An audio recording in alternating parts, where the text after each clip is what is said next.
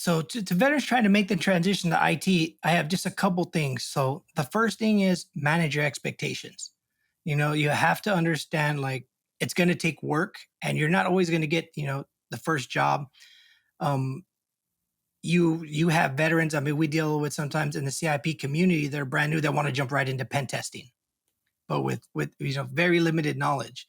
Mhm. So that's a is it unachievable? No, not at all. But it is a high expectation. But if you manage your expectations, like, hey, let's pick a job that that's fundamental base level. It's like say a service desk. You know, Mhm. hey, well, let me try to obtain that job, and then from that job, you grow into the next one. So you have to build yourself up.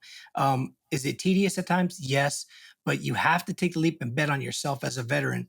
Uh, leap as your let me rephrase that. You have to Yeah. bet on yourself. And as a veteran, we have you have discipline. It was instilled in us at boot camp. You have a work ethic that you've had to maintain while you were in the military.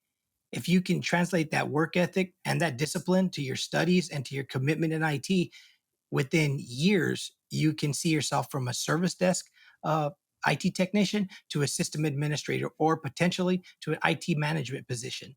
It's there. People are looking, companies are looking for these type of people. You just got to bet on yourself.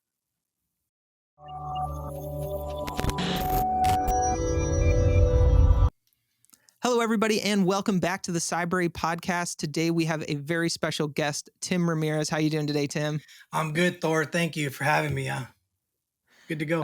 Yeah, it's great to have you on the show. And what are we going to be talking about today, Tim? So today, I'd like to talk about just my experience using my experience as a veteran, going from a law enforcement security background, committing to the decision to separate from the military with absolutely zero IT experience, jumping into a master's program, and kind of just diving headfirst into the void of IT. And kind of just tell veterans it's not impossible. The career change is available. It just takes a little bit of work. Yeah, absolutely. I mean, we talked a lot offline about this topic, kind of going back and forth, and just to kind of start, what service branch were you in? I served in the United States Air Force for 11 and a half years. Okay, and then when you made that transition to IT, you had zero IT cybersecurity experience, none. Absolutely none. My 11 and a half years was law enforcement, uh, security specialist type roles, um, air base defense, nothing relatively close to cybersecurity or IT in um, general. Yeah, and that we'll kind of come back to that security principles and stuff in a little bit. But so you went from 11 and a half years of service, and then you jumped right into a 3-year master program, right? Yes.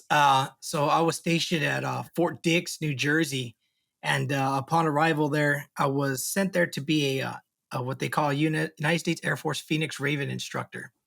And after a few months, I realized my heart just wasn't in it anymore. I didn't want to be an instructor. I didn't want a career in law enforcement or security because, from my perspective, they seemed limited. And there's not a lot of there's room for growth, but it takes a lot of work coming in as a veteran. Yeah, there's opportunities out there, but I just wanted something different, a different challenge, Yeah. something with longevity, and then something new to me, a new challenge. And everyone knows IT is one of the biggest, you know, um, job sectors out there right now, and it's something that interests me. So I started diving in and studying, IT, and I already had a bachelor's in criminal justice, and so I tried to like get another bachelor's in computer science, but the VA, not the VA, but the education center on base said you already have a bachelor's degree. You have to go up to a master's program, and that kind of you get a lump in your throat, like okay. And so I did my research, and then I applied at Wilmington University up in Delaware, close to Jersey, and started the program there. Yeah, I mean it's great. I mean, it's kind of crazy that they're like, oh, you can't get the bachelor's. You've already had one of those. We got to kick you up to the next level. So you were trying to go not even entry level bachelor's, and then nope, you got to go to the next level up. I mean, what was the most difficult thing when you kind of first jumped in? I mean, there's so many acronyms and so many things in the industry. I mean, what was kind of those early hurdles that you remember? Breaking down the information, like the very first class I took, I can't remember. I think it was um, IT program management. So I was like, okay, management. I manage, airmen and different programs in the Air Force, so I should be good. And boy, was I wrong. I was like, okay, this is extremely different. So it took a lot of reading, a lot of studying away from the course material to understand the course material, like what they were talking about, like different cybersecurity, networking, how to manage those type of programs and stuff of that nature. And then you have to learn the different program management models, whether it's like agile, waterfall, how they apply to IT. So my first class, I definitely felt like I bit off more than I could chew. Yeah, I can imagine that. I mean, just all of the supplemental learning you have to do just to learn what you're supposed to be learning. Yeah. All the things that you need to, all network things and how everything works together and how infrastructure works and all of those things that you just kind of have to compile and learn on your own so that the lesson that you're in makes sense and you can kind of go front to back and not feel like you're missing anything. Yeah, because you're expected to know all this stuff already from your previous studies. And all my stuff was just administration, law enforcement. So it wasn't very hard. It just took a lot of time and dedication. Hmm. So the way I countered that was, people in the military on the weekends, they like to, go visit, in that area, go visit Philadelphia, Atlantic City, and, enjoy themselves. Well, I spent my days at Barnes and Nobles at 10 in the morning, and I go to get books that would help me close that gap. And I would stay there from 10 in the morning to 6 p.m., just drinking coffee, water, eating, and kind of just trucking through these books, looking at different tools they would talk about.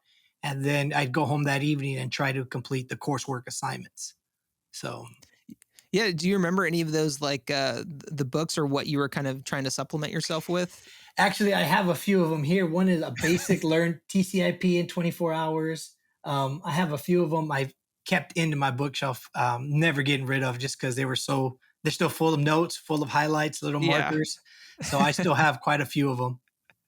Well, it's good. I mean, it's good to be able to look back and at least flip through it every now and then because you can't It, remember everything. it gives me that nostalgic feeling to where I was stressing before, like I'm not getting this. Okay, let me reread it, and to now I can pick it up. Like, oh, I know that. I Hmm. go that's second nature to me now. Yeah, and I Almost. mean, yeah. And so, how long ago did you complete your master's program? I completed my master's program in May of 2017. Okay, so you've been and when did you get your first like IT cybersecurity role? See, so my first IT role was an information security manager for the United States Air Force as a civilian. 6 months out after separating from the military, I was doing my studying, doing my master's core work, and I was applying for jobs left and right. Anything from help Mhm. desk, service desk, IT technician, and I still have all those resumes on a hard drive because I tailored them to each job, and nothing bit. But eventually, I got offered a GS-11 position with the United States Air Force Medical Operations Agency as their information security manager. And, I took it. I seen that as a portal to IT. So I took it, and a lot of it was Mhm. access management based and security Yeah. based because we dealt with secret and classified information. So I was a manager of most of that material and accesses. Okay. And so, I mean, so you've been in the industry for 3, 4 years now at this point. You know, can, how does it feel to kind of go through the program, kind of starting from zero, and 4 or 5 years later, completely different lifestyle and work. I feel very fortunate, to be honest with you. Like, I worked hard, through my master's program, and then when I got out of the military, I took that 6 months off, and I just focused on my coursework. And luckily, nothing was biting. It got to the point where I was like, well, maybe I should just apply for San Antonio Police Department. Maybe I should just be a Hmm. cop. But then that information security job passed down to me, so I just felt like, okay, I'm doing something right. So let me keep going. And I did Yeah. that. I did that role for 3 years. But after a while, I was looking to jump to something else. And as the information security manager, we handled a lot of the Air Force's contracts. And one of the contracts was an IT service and support. And I worked with a lot of those people really closely because we shared the same like workspace. And the project manager, the manager at the time was, hey, I'm moving to a better job. So that whole staff of 20 people was going to be left without a manager. Having just Mhm. completed my master's, doing different coursework, focusing on my security plus and the Microsoft fundamentals certification at that time, I said, you know what? I'm going to apply for it. So I applied for that job with this contract company. And a lot of people told me it was a risky move because Mhm. you have the safety of a government job, as a GS-11, Yep. which is, a GS-11 is, it's a good position. It's a good salary. It's a good position to have. But for someone that wants to stay static, I didn't want to stay static. I wanted, Mhm. I wanted career progression. I wanted growth. So I took the leap to going over from a government job to a contracting job. And the worst part about this contract, Mhm. it was on the last year of its contract. So the Air Ooh. Force had the choice, hey, regardless of how we performed, we could, this contract could be gone in a year and I could be out of a job potentially. So at that point, I said, you know what? Yep. I'll apply for it. And after a couple interviews, I ended up getting offered the job. And I didn't hesitate. I was like, I'll take it because this is, a blessing, a pathway into IT even further as a manager. So I Yeah. took it. And I'll be honest to say, what I did with that contract, we turned it around inside 12 months. We turned it around greatly as far as service and support, just the technicians we brought aboard. One of my big initiatives was to hire veterans, bring Yep. those veterans looking for a way into IT, just like I was. And Mhm. that year experience, it had ups and downs. Don't get me wrong. Working with the government can be a bit frustrating because it's kind of do as I say, and you're obligated by contract, even if it's it breaches your basic security knowledge or IT fundamentals type stuff. Like say for example, privilege accounts. They wanted privilege accounts for everyone. I go, you can't do that on an Air Force network. Yeah. You're going to get in trouble.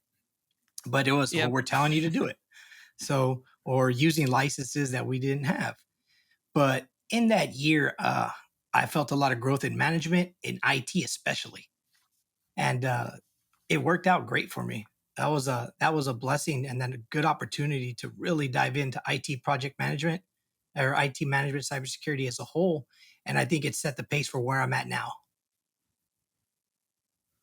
Yeah, I mean, that's all everything you said is fantastic and like a great story just, from start to finish, like how you, made the change, jumped into the master's program, did kind of the learning on your own, what was best for you, and then, applied for a job just within reach that, that you're skilled for, but, like you said, I mean, the contract might be ending. There's all these maybe don't do it things in your head, but no, like I want to learn more. I want to do something else. I want to change. I want to grow. So you applied for that job, and now you've been there for at least a year. How long are you? I'm guessing you're still there. No, I did that job for a year, and after a year or so, there was a lot of talk about the contract not being renewed, and they were going to minimize the manning. Hmm. And I kind of gave them my two cents. Like, if you take away the manning for over 1,000 users, you're going to have shortfalls. And Yep. another contract, another individual who I was working with at the time, his name Mr. Dwayne Brown, he reached out to me. He's like, "Hey, would you like to come work for me?" And I was like, "Okay, doing what?" And he's like, "Same thing, managing IT projects for medical facilities as they transition over to a new network from their previous one." It was a pay raise. It was a big opportunity, uh, higher visibility, and it was one of those things. It was a phone call. He's like, "You want a job?" He's like, "I'd like to have you aboard." And it took me about 30 minutes. We're like, "Yes, I'll accept that job." Yeah. And again, another big step in IT management, going from a small service desk of about like say 1,000 users with 20 employees, and I go over to managing. I believe I had seven. different medical treatment facilities throughout the US that I helped manage and implement their network migrations from their previous network setup to a whole new initiative that the DoD was taking. So that was a big leap. But again, taking risks, I said I'll do it. It was Yeah. opportunity to learn from a retired lieutenant colonel, a great company after doing the research. So I took that leap, and I was in that position for roughly 2 years, a little over 2 years. Okay. Yeah, and I mean, it's like I said. I mean, your journey is really kind of inspiring, and that's something that you wanted to come on. As you're building yourself up, you want to make sure that the people behind you also have, know what they're able to do, and the especially the veterans, what opportunities are open to them, and what skills that they have now that they might not think, connect to IT or cybersecurity, but actually do. I mean, Oh, that's something you and me were touching on before. One of the main things you wanted to touch on, I know we had discussed, was that you were an enlisted person. You weren't an officer. yeah, And so yeah. can you kind of touch on that a little bit? Yeah, so like you hear a lot of stories, officers when they retire, they pretty much they lay out their foundation for their separation or their retirement and boom, they're in another job. For the enlisted part, sometimes it's a little bit harder cuz it's hard to take that leap. Mhm. You're so used to the military life and the thought of going to civilian life kind of scares some. Some it excites, some it scares. But Mhm. and then you have those that what do I do after I get out? Do I want to do IT?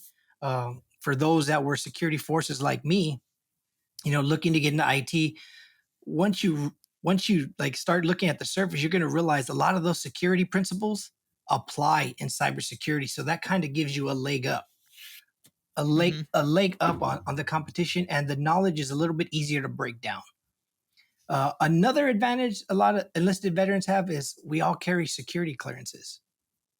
And in the IT world, if you have a Yes. security clearance and some IT knowledge, you have a step ahead of a lot of people because companies will be like, "That's an Mhm. active clearance. He has basic IT knowledge. Let's bring him aboard." The the thing with veterans I emphasize to do is if IT is something you really want to do and you're say 2 years from separation or 1 year from separation, utilize the resources that are available to you as active duty. The first one I'd like to hit on is I know they pay for a certification course up to like $4,500. Well, while you're doing that transition and you're learning that fundamental cybersecurity or IT information, get the Air Force to front the bill for your Security Plus, your baseline, cybersecurity, your baseline cybersecurity certification. Because if you get out with the Security Plus and a security clearance, you can easily obtain a job, whether it be in any. If you want to go back, say to San Antonio, which is a huge place for IT, jobs are everywhere and they're always looking for people. If you have a Security Plus and a security clearance, you won't be unemployed long upon transition. Yeah, Um, I mean, yeah, I'm glad you kind of brought up the security clearance, because that's something other people have. Civilians can get, but it's I know a lot of people that were in the military, got out, and then once their security clearance expired, they just didn't want to go through the hassle to re-up to get it again. And so, that's something you and me discuss, is that those veterans coming out, you already have it. You don't, it's not something else that you have to apply for or anything. You can immediately start going and applying for those positions that require security clearance, and you have a one up on all those people who might have expired or might still be in the process of getting cleared. Yeah, and this is one thing it's great about it. So when veterans separate and you have a security clearance, it's usually still good for up to 2 years after your separation. So you have a window. If you exceed that window, then you have to go through the process again. But it is a little bit easier because there's information on you already, and Hmm. you redo it every 10 years. Having done few security clearances myself, it's not totally difficult. You just add history, and some other information they request, and boom, within a couple months, you got a security clearance, and you're good for 10 years. Yeah. Um, Uh, a- Another thing, like for those that are transitioning out, you know, it depends. So you have some enlisted people that already have a bachelor's degree, like I did, but it's not in computer science. It's in, mhm. say, just administration or business management or kinesiology, whatever the case may be. So getting the VA or getting the education center to assist you in paying for another bachelor's is not going to happen. So you may have to look into a master's program. Don't be scared. I mean, they're out there to help. They're out there. They're paid for. It just takes a little bit of legwork. And if you're willing to do like, if you really want to Hmm. get in IT and make a solid career for yourself, it's not totally impossible. I did it. I was able to do it while Yeah. working a full-time job, instructing, teaching classes of 40 students from 5 in the morning to 7 p.m., 7 days a week, weekends off, maybe, and then doing it all over again and still doing my coursework. That time when I was in, I was taking 2 to 3 classes every semester to try to burn through it as fast as I could. Yeah, yeah. I mean, trying to get through it kind of as fast as you can, and even yourself. I mean, we talked that because I had asked you, how you got connected to Cybrary, and you said the first time you took your Sec Plus test, you failed, which I Yeah, believe is the standard for most people. I believe most people failed on their first attempt. Um, yeah. and so, I So mean, that failure, talk about a gut punch because I felt ready, but that was really my first IT certification I took, and I learned a lot from it. I studied the course material, I watched YouTube videos, but where I did fail was not taking practice tests. And I'm not talking about these bootleg question test banks that people provide you. Stay away from those.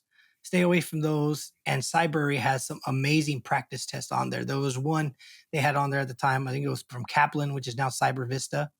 And mhm. I would just burn through those questions. I made sure I understood what I got them, why I got them right, why I got them wrong, and it hit me hard, like my first failure, because not many people don't like to fail. So it took me a little bit to re up and sit down and take it again. I think it was almost a year after my initial failure. I went in to take it again, and I passed with flying colors. I went in there and walked out with the certification. Yeah, and I mean, it's before you take an actual test, if you haven't taken, like any legitimate practice test or something like that, you don't know what the questions are going to look like. You don't know what they're going to ask or what you need to be focusing on, or what's actually going to come up. You kind of have all this knowledge in your head, and yeah, I mean, that's why a lot of people kind of fail usually the first time is you're just not you don't know what you need to know yet. Yeah, exactly. And after that, like once you get that first certification under your belt, it sets a standard for you. You know how to plan for a certification test. Hmm. You know what you have to do to be successful. And after I did that one, I did a lot of research, and people were like, "Hey, why don't you try the CISSP?" And knowing the CISSP is one of the major industrial IT certifications out there, I was like, okay, I'll give it a try. And as a veteran, with still having remaining a GI Bill left, I was able to have the VA pay for a boot camp. So all I had to do was pay for my plane ticket. So I flew out to Philadelphia, stayed there a week. The boot camp, the VA paid for the boot camp and hotel, and I sat through a 6-day CISSP course. And I felt that I knew all that information. Like it was a lot to take in. Again, they say Hmm. it's a mile wide, inch deep of information. And there we ran into another issue with failure. I sat down and I failed my first attempt at the CISSP. Well, that is not a shocker. I know there's multiple people who work here at Cybrary who failed that specific test a couple of times. So you're in good company for sure. Oh yeah, and it was. And again, like I prepared correctly. Um, I I let I let the size of the test, how big and important it is, I let that get the best of me. So I Mm. went in there and I knew the information. I knew it. I swear to this day, I knew the information, but it just wasn't my day. Yeah, I mean that's part of it. Sometimes it's just not, you're not in the right mindset, or you got a terrible night's sleep or something like that. Like there's so many different, life in general. Things happen. So don't get discouraged if you fail the first time. If you fail the fifth time, you might not pass it till the sixth. Yeah, I mean, if you ask anybody who's a nurse, they have to take a very intensive, like 4 hour test to become a nurse. And like people fail it 10, 15 times before they pass it. Like it's totally normal. But once you're a nurse, it doesn't matter. Yeah. So, once you pass that CISSP, it's the same thing. You're there with everybody else. Yeah. And the best part of that failure, I learned a lot about myself in that failure. Hmm. Um, because there was about a 2-day period where I was like, okay, I'm not going to be able to pass this one. And when I started this IT journey, jumping into a master's program, I had told someone who was a mentor to me at that time, like, hey, I'm diving into an IT career. And the response I got from them was, why? You don't know nothing about IT. And after I failed that test, I started to think, do I really not know nothing about IT? Like it kind of weighed a little heavy on me. But through support of friends, they're like, no, man, they're like, you know this, they're all like, reattack. So what I did is instead of reattempting the CISP right away, I sat down and I looked at certification paths and where can I close the gap of Hmm. information. So I was like, well, am I strong on networking? No. So I went and I got my Network Plus. I went past that one.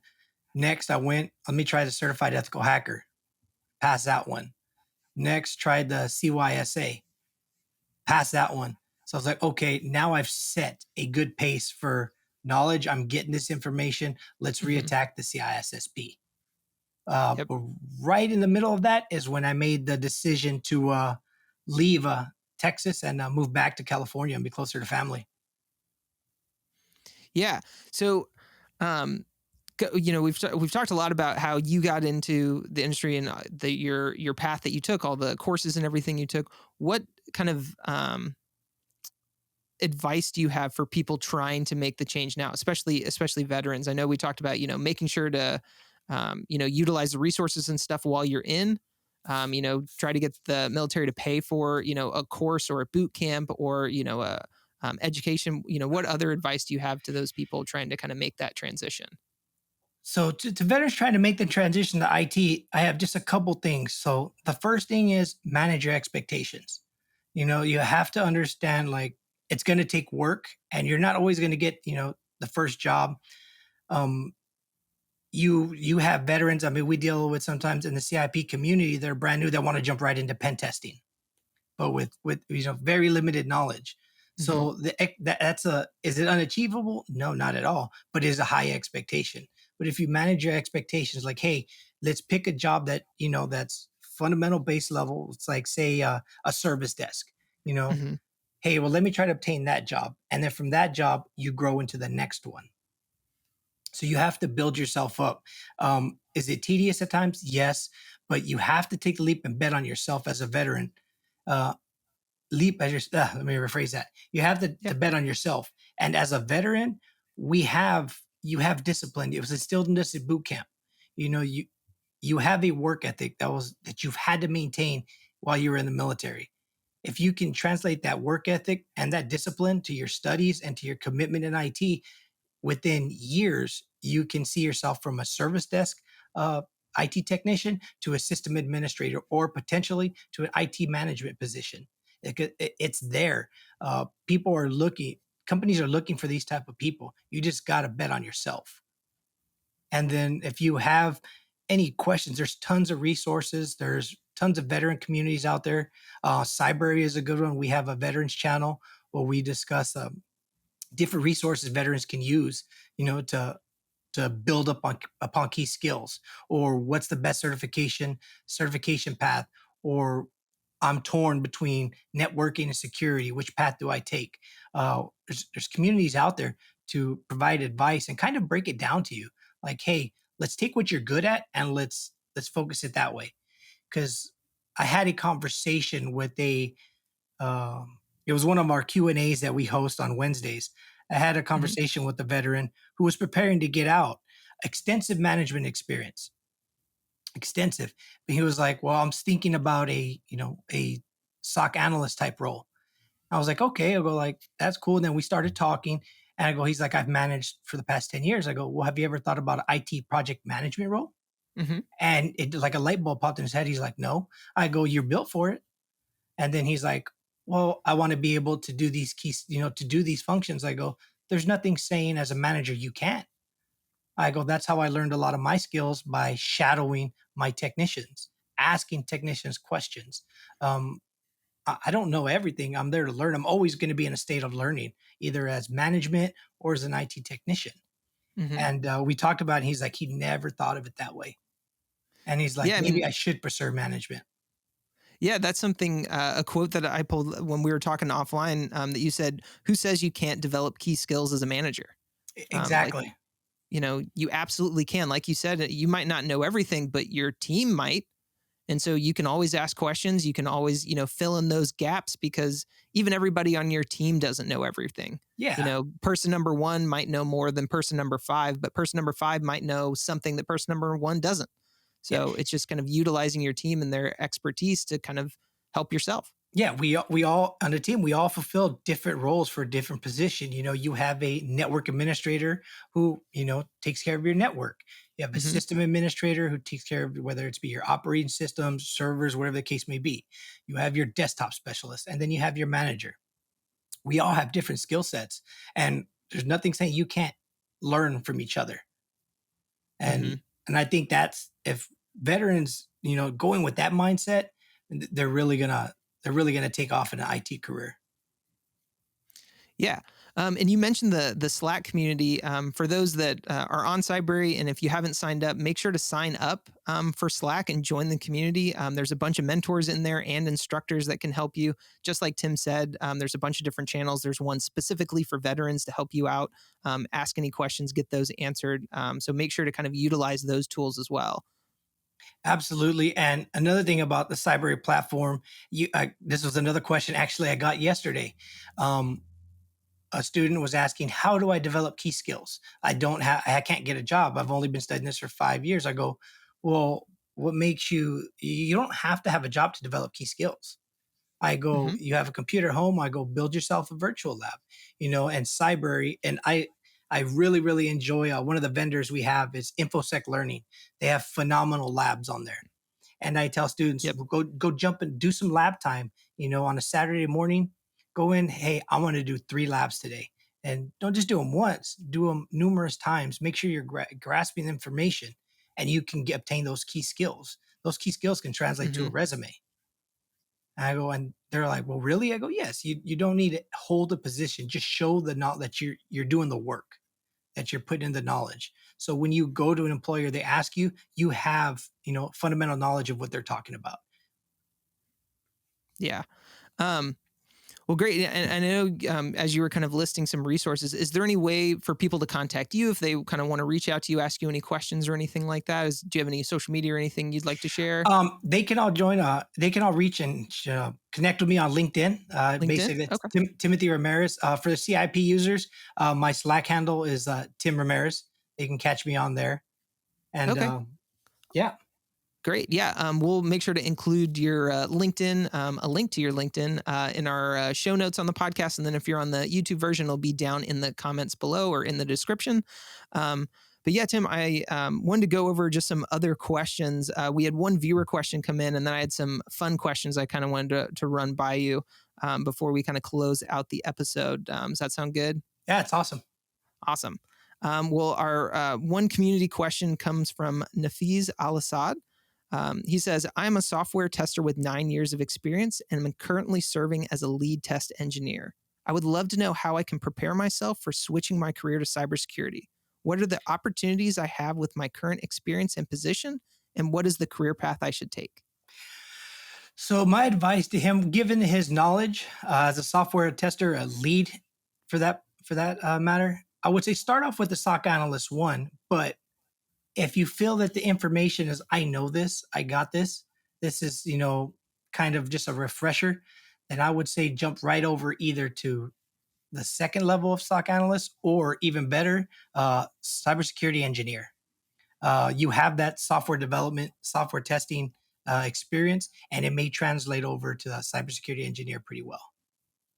Okay. Well, yeah, thank you. Thank you, Nafiz, also for sending in that question. Now, moving on, Tim, after kind of moving and switching into IT and cybersecurity, have you become the de facto IT person for your friends and family and your veteran buddies? Actually, for my friends in Texas, yes, one of my best friends. his wife contacts me quite frequently in regards to my monitor's not working. How come this ain't working? And usually we'll do a FaceTime and walk her through uh, different things. And yes, I'm talking about you, Kristen. Does she, when you're FaceTiming, does she at least kind of switch the camera back and forth, or is it just always on At least front facing camera? she keeps it on the camera on the computer itself so I can see.